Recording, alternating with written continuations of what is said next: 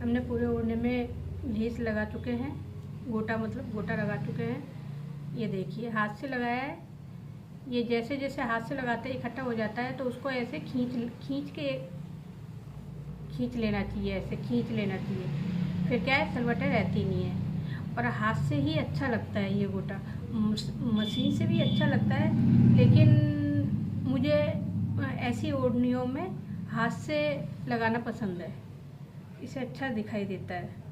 थोड़ी थोड़ी सलवटें सी आती है ना, जैसे इसमें देखो कैसे कैसे सलवटें आ रही है, ऐसी पसंद है। वो बिल्कुल सीधा सीधा पसंद नहीं है मुझे, थोड़ा थोड़ा सा ऐसे सलवटें आती रहे, ऐसे वाली।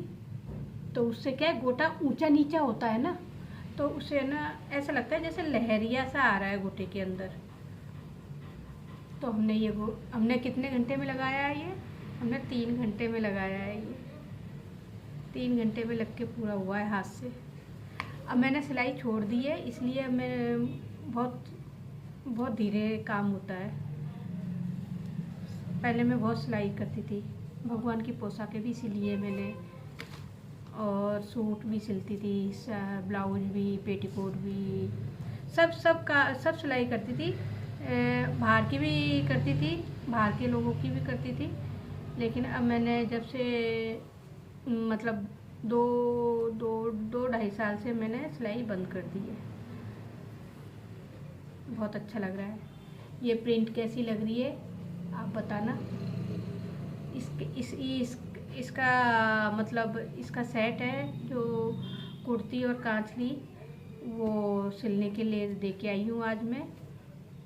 तो वो बोल रही थी कि ना मैं 1 तारीख को दूंगी, तो मैंने कहा चलो अपन भी ये तैयार कर लेते हैं ओढ़नी।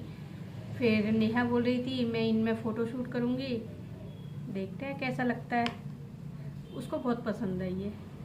और ये वैसे बनाया मतलब मम्मी के लिए है।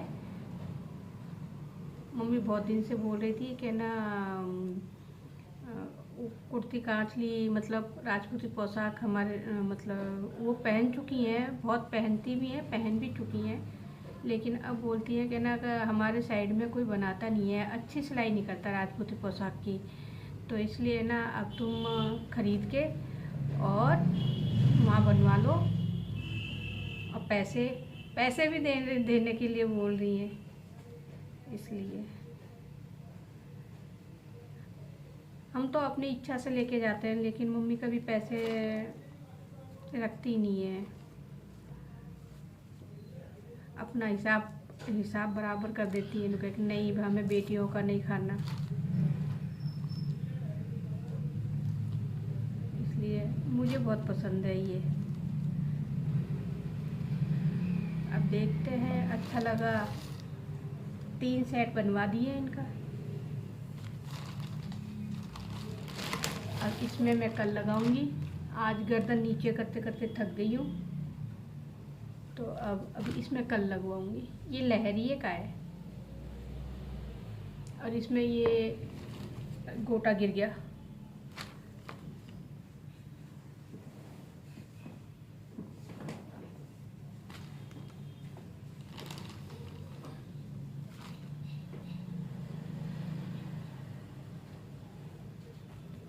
बहुत बहुत भगवान की पोशाकें बनाई, इतनी 3 साल, इतनी मतलब इतना मुझे मशीन को देख देख के उल्टी जैसा होता है ना, वैसा हो जाने लगता था।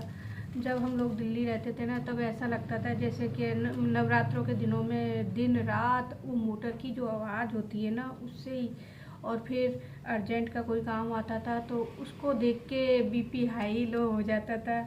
लेकिन काम करके मैंने कभी किसी को है ना ऐसे नहीं करा है कि ना नहीं आज लेके जाना, तो उनको जैसा बोलती थी ना कि आज आपका काम हो जाएगा, मतलब आपके कपड़े तैयार हो जाएंगे, तो मैं उसी टाइम मैं यहाँ भी मैंने भी जिसके भी कपड़े सिलाए, मैंने कभी भी किसी को वेट नहीं करवाया। जैसे बहुत से बुटीक वाले वेट करवाते हैं ना, मैं उतना ही लेती थी जितना मैं कर पाऊँ। और इस बीच में मैं दूसरे काम भी करती थी। सिलाई दिल्ली में तो मैं रही थी, तो मैंने ना भगवान की ही पोशाकें सिली हैं, भगवान की पोशाकें सिली हैं दिन रात बैठ के। बहुत पता नहीं भगवान ने किस रूप में, मुझे तो आती भी नहीं थी, कहते हैं ना, जब इंसान के पास में कोई काम नहीं होता है, कोई सहारा नहीं होता है, तो भगवान पता नहीं किस रूप में आके उनको उनको क्या कहते हैं, मदद करने के लिए आते हैं। ऐसे ही मुझे दिल्ली में है ना एक अंकल थे जो भगवान की पोशाकें और उन भगवान की ही सारी चीज़ें, शादियों का जो भी होता था, उनकी दुकान पे मैं ऐसे ही सिलाई के लिए गई थी, सिलाई का पता करने के लिए गई थी। तो उन्होंने बोला कि आप ये तो सब रहने दो और सिलाई तो रहने दो, आप है ना भगवान की पोशाकें सिलो। तो मैंने है ना लड्डू गोपाल, उन्होंने अपने कतरन दी, कतरन में से लेस के टुकड़ों में से छोटे छोटे लड्डू गोपाल जी की पोशाकें सिलना शुरू करवाया। तो वो मैं सिलाई वैसे आती थी, लेकिन ऐसे कपड़े मैंने कभी नहीं सिले थे। तो फिर मैंने सिलना स्टार्ट किया, खूब सिली। फिर 2-3 महीने में फिर उन्होंने बोला कि अब तुम मतलब तुम्हें आ गया है तो तुम अपने पैरदान ले लो, खरीद लो। पैरदान लेके और फिर मैंने अपने मम्मी के यहाँ रखे हुए थे मेरे मशीन के पैरदान, तो मैंने वहाँ से पैरदान मंगा के और फिर मैंने फिर उन्होंने मुझे बड़े बड़े मंदिरों की, फिर पैरों से भी काम नहीं हुआ। तो फिर अब मुझे आ गई मोटर से मशीन चलाने की बारी। बहुत मोटर से जल्दी इतने 3-3 मीटर के लहंगे और उनको इतना भरना, मतलब आधा मीटर नीचे का बॉर्डर तैयार करना होता था, आधा मीटर का तो बुकरम, और फिर अंदर अस्तर, फिर ऊपर कपड़ा वर्क वाला, फिर उसके ऊपर लेस। बहुत पता नहीं भगवान ने ऐसा क्या किया कि हमें ना व्रत वगैरह बहुत किए थे, परेशान होकर मैंने बहुत व्रत किए थे, लेकिन भगवान उससे भी खुश नहीं थे। तो उन्होंने ना मुझे भगवान की पोशाकें सिलने का, मतलब एक सेवा का वो काम दिया। पैसे तो मिलते ही थे, लेकिन एक होता है ना, पैसे मिलते थे इतना ही कि जितना हमारा घर का गुजारा हो जाए। फिर धीरे धीरे ना मैंने बड़ी बड़ी पोशाकें सिली, मैंने कभी नहीं सिली थी, पर भगवान कहते हैं ना, भगवान कहीं ना कहीं अपने भक्तों का सहारा देता है। तो मैंने खाटू श्याम जी की पोशाकें सिली। उस टाइम पे भी मेरे को इतना नहीं पता कि खाटू श्याम जी कहाँ हैं, कैसे उनके दर्शन के लिए जाएं, क्या हो, बस इतना ही पता था कि हमारे पूजा होती है खाटू श्याम जी की, तो हम पूजा तो करते थे। लेकिन कहते हैं ना कि खाटू श्याम जी जब जिसको बुलाना होता है ना, तो बहुत परीक्षाएं लेते हैं। तो इसी तरह से हमारी भी बहुत परीक्षाएं ली थी बाबा ने। तो हमारे मुंह से नाम निकलवाया भगवान का, कि कैसे करते थे हम लोग, राधा किशन इतने नंबर के, ये राधा जी की पोशाक सिल गई, ये कृष्णा जी की पोशाक सिल गई, ये राम जी की सिल गई, ये शिव जी की सिल गई, ये पार्वती जी की सिल गई। इस तरीके से मतलब 3 साल में हम पता नहीं कितना नाम ले चुके थे, लेकिन हमें कोई ज्ञान नहीं था। हमें तो बस काम करना है, पैसा कमाना है, काम करना है, पैसा कमाना है, क्योंकि हालत ही ये थी कि ना घर का खर्चा कैसे चलेगा, बस काम करो, पैसा आएगा उससे घर का खर्चा चलेगा। बस बचत भी कुछ नहीं होती थी, खाने पीने का और मकान का किराया देने के लिए, इतना ही था। इतना सब कुछ करते करते फिर भगवान ने फिर वापस हमारी ज़िंदगी पटरियों से उतार दी। फिर हम घर से बेघर हो गए।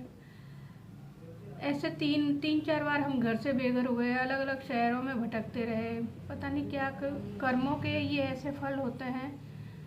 फिर हम जयपुर आ गए। जयपुर आए तो जयपुर में बाबा श्याम ने हमारा हाथ पकड़ लिया। मैंने कभी सोचा नहीं था कि ना मेरे पास मैं ये पार्लर का काम सीखूंगी, लेकिन मेरे अंदर था कि मुझे पार्लर का काम अच्छा लगता है करना। तो पार्लर का काम भी मैंने सीखा और 1 साल ही मैंने काम किया पार्लर में। उसके बाद में मैंने अपना खोल लिया। भगवान ने मेरे खाटू श्याम जी से ही अरदास लगाती रही कि हे बाबा अब कैसे चलेगा, हे बाबा अब मैं क्या करूं, बाबा मैं जो भी कुछ करती हूँ ना खाटू श्याम जी से और बाबा से ही प्रार्थना करती हूँ कि बाबा अभी ये परेशानी है, मुझे इस परेशानी से बाहर निकालो बाबा। मुझे ऐसे मतलब हर किसी रूप में, दुख में सुख में, हर किसी रूप में, किसी न किसी रूप में आके बाबा हमारी सहायता करते हैं, किसी न किसी को भेज देते हैं हमारी सहायता करने के लिए। ऐसे होता है। और जयपुर में आके मतलब जयपुर में आए तो नेहा के पापा का फ्रैक्चर हो गया पैर का, हमारे पास पैसे भी नहीं थे।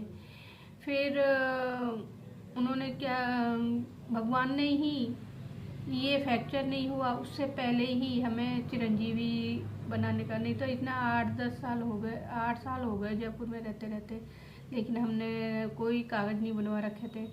तो कहते हैं ना भगवान, जब पहले ना भगवान मार्ग खोलता है, रास्ता खोलता है, उसके बाद में अपने साथ में कुछ अनहोनी होती है, या अनहोनी से पहले कुछ ऐसे रास्ते खोल देता है कि ना जिससे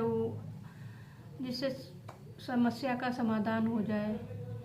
तो ऐसे ही चिरंजीवी बना। चिरंजीवी बनने के बाद में जिस दिन रिन्यू हुआ चिरंजीवी, उसी दिन इनका मतलब फ्रैक्चर हो गया।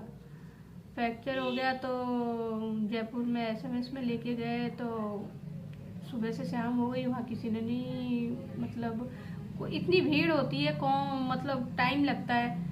तो फिर वहाँ पे भगवान खाटू श्याम जी ने किसी एक इंसान को लाके खड़ा कर दिया कि अरे आपके पास चिरंजीवी है तो आप प्राइवेट हॉस्पिटल में जाओ और फटाफट इनका ऑपरेशन हो जाएगा।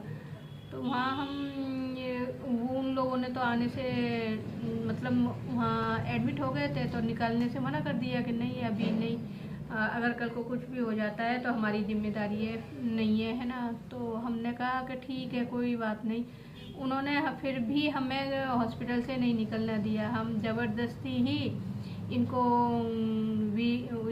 वो होती है ना ट्रॉली में डाल के लिफ्ट से नीचे निकाल के ले गए, मैं और बेटियां दोनों मिलके और एक इनकी फ्रेंड थी। तो हम तीनों चारों मिलके फिर लेके आए, गाड़ी में बिठा के और प्राइवेट हॉस्पिटल में लेके गए। तो उन्होंने कहा चिरंजीवी चाहिए। अब चिरंजीवी तो हॉस्पिटल में हमने जमा करवा दिया था, तो एसएमएस वालों ने फिर हमें वो चिरंजीवी नहीं लौटाया। अब नहीं लौटाया तो क्या करते हैं कि 2 दिन तक नेहा एसएमएस के चक्कर लगाती रही और मैं इधर इनको लेके प्राइवेट हॉस्पिटल में बैठे रही। पैसा तो कुछ भी नहीं लगा हमारा, लेकिन वो चिरंजीवी आने में हमें 2 दिन लग गए। अब हॉस्पिटल में भी सब मतलब हमारे जहाँ ये काम करते हैं वो अंकल जी भी आके डेली आते थे, 6-7 दिन डेली आते थे, तो देखने आते थे कि अभी भी नहीं हुआ, अभी भी नहीं हुआ। और देखो कैसे भगवान साथ देते हैं। मैं भी इंतज़ार कर रही थी कि ऑपरेशन होगा, कब होगा। और अंकल जी भी आके चले जाते थे, मम्मी पापा भी एक दिन के लिए आए थे, तो वो भी हमारे सामने हो जाता ठीक है। लेकिन भगवान ने किसी को पता नहीं चलने दिया कि कब ऑपरेशन हो गया। अंकल जी अपने घर ही थे, पापा मम्मी जा चुके थे और मैं नीचे वेट कर रही थी कि कब होगा हॉस्पिटल, कब होगा ऑपरेशन, कब होगा। ऐसे करते करते फिर मैंने के पता तो करके आऊँ ना, आज ऑपरेशन होने वाला है। मैं जाके देख, मैंने कहा इनका ऑपरेशन होने वाला था ना, ये वाले पेशेंट का, तो कह उनका तो ऑपरेशन हो गया। भगवान जिनके सहारा नहीं होता ना, उनका भगवान सहारा होता है। पता ही नहीं चला, उनका ऑपरेशन भी हो गया और उनको आईसीयू में भी लेके आ गए। मतलब मेरे तो बहुत से काम खाटू श्याम जी ने ऐसे ही किए हैं कि किसी का सहारा नहीं लेने दिया, खुद ही किसी न किसी रूप में आके हमें सहारा दिया है। जय हो, जय श्री श्याम।